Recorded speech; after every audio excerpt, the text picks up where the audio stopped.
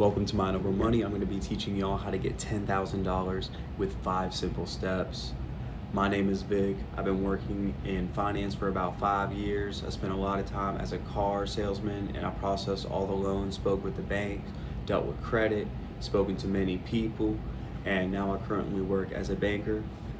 So I just came off of work and I'm just trying to spit some game. So I think you can see a unique perspective. So let's get right into it. So the first step number 1 is cut the leaks, okay? So you're gonna have to find ways to cut everything out, okay? Cut as much as you can, okay? So maybe it's canceling a subscription, okay? Maybe it's not getting that coffee in the morning, making it at home. I know it sounds cliche.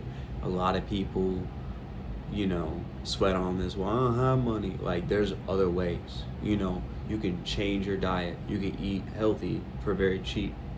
You could eat chicken and rice, beef and rice,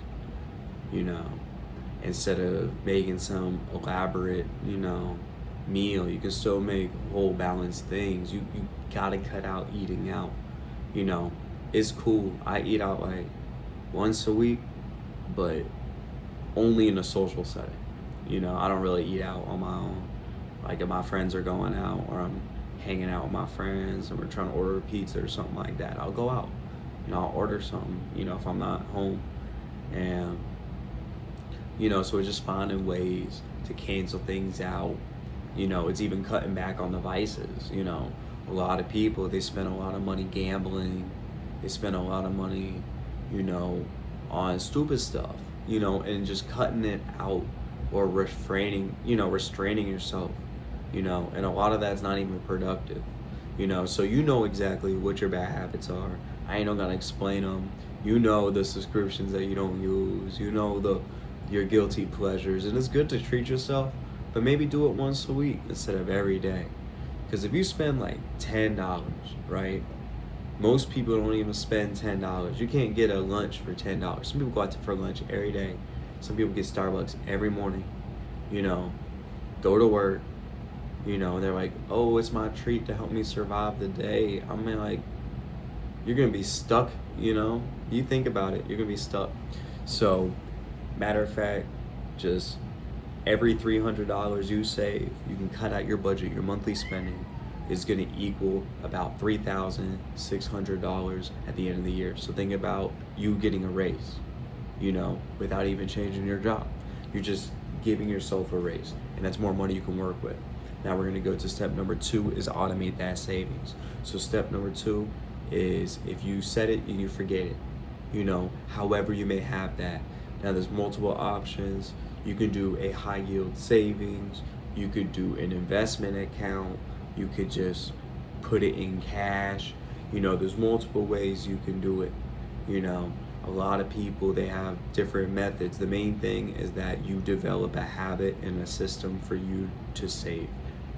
Some people suggest, and I think it's the easiest, is put money away into an investment or a separate account, which you make the commitment to never, never, never touch.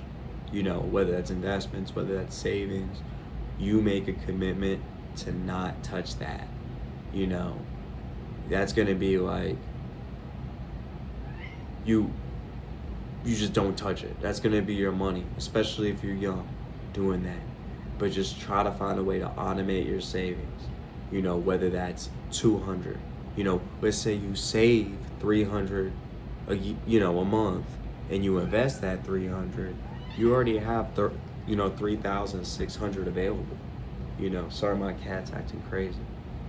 But yeah, so number 3 is increase increase the income through side hustles, and that's going to be the easiest way for you to do it. You either have a spending problem or you have an income problem. And it's best to attack it both ways. There was a time where, and I'm still on that time, where I spent every weekend, every single day, 70-hour weeks, 80-hour weeks for years. Like literally, like you could, like I did it.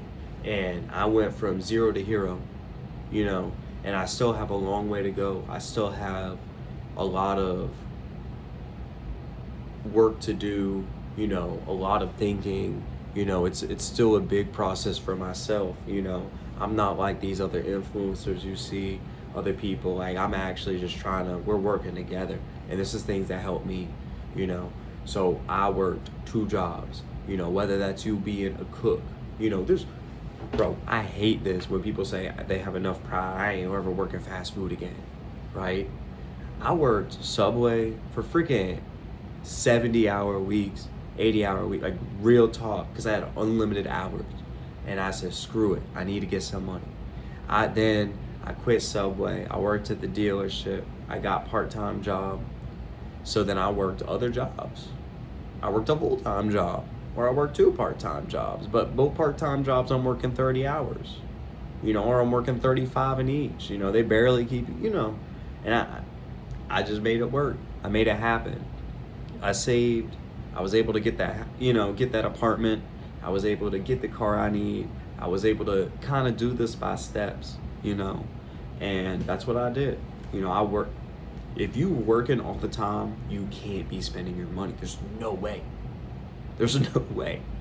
Like, think about it. You know, if you feel like you deserve that $20 Starbucks and lunch every single day, $25, then work an extra 3 hours. Do some DoorDash, you know?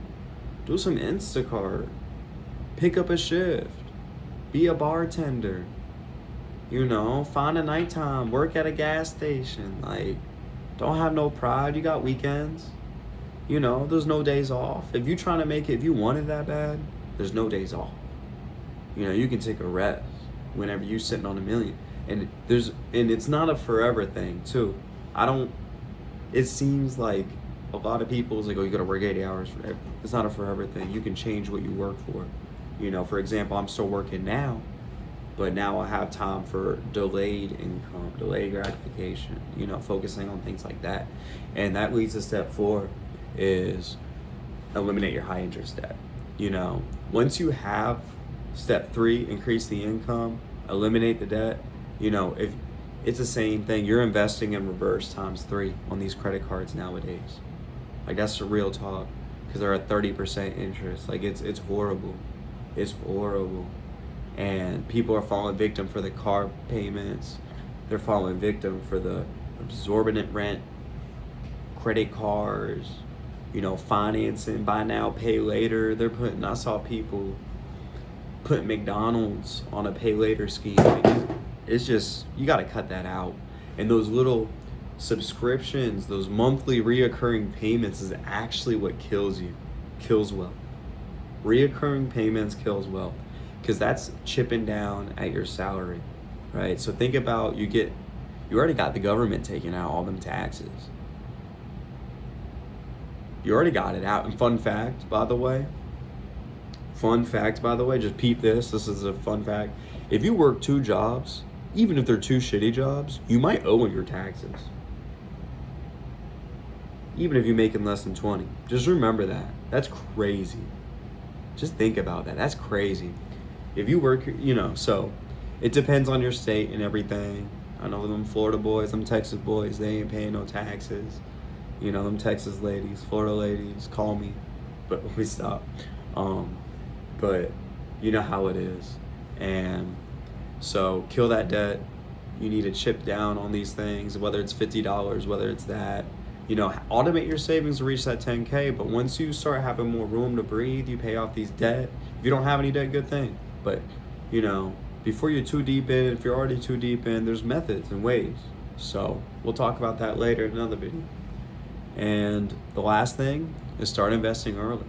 You know, the quickest way to 10K is through investing and saving. If you invest into some safe, don't sink the boat. We're not talking about options. We're not talking about leverage. We're talking about you just saving and investing into the stock market, S&P 500, you know, or something you know that's not gonna, sink the ship. Come on, don't throw it all on black. That's not an investment. Don't throw it all on Nvidia. It's not an investment. You know, you should go. You can go on Cash App. I mean, I don't even work with Cash App. I'm not even gonna put a link in the for a Cash App in thing. But they got a cool plan. You set up your. Now I don't use them as a bank, but you set up your direct deposit. You have a 4%. Like, I think right now they're running like a 4% savings, right? You can automate your paychecks to go directly into your savings, and you can invest all on Cash App. Like, isn't that crazy? Like, because I use it every so often. Like, if anyone sends me a Cash App, I actually invest it in Cash App, I wish Venmo had that. Venmo's whack. But, yeah, so that's what I do. Every time someone sends me a Cash App, it's a new thing I started. But I saw how you can kind of level that up and do it like that. And I thought that was pretty cool. I consider it, So it's just making it easy. Invest, put your time in. It's not a race. It can seem like it's a race, but really it's a race with who you were yesterday. And if you're working every day towards that goal, taking a small chip, you can see them like a big ass mountain. You got a tiny ass little pickaxe trying to break at it. But eventually you can push mountains, especially through God. So I appreciate y'all for tapping in today's video number 3. I just came back from work, my eyes all itchy. I got a total of 5 views on my past videos. I think 3 of them were me, but 2 of them could have been some new fans. So they haven't subscribed or liked, but tune in, real ones from the Genesis. Thank you. Peace.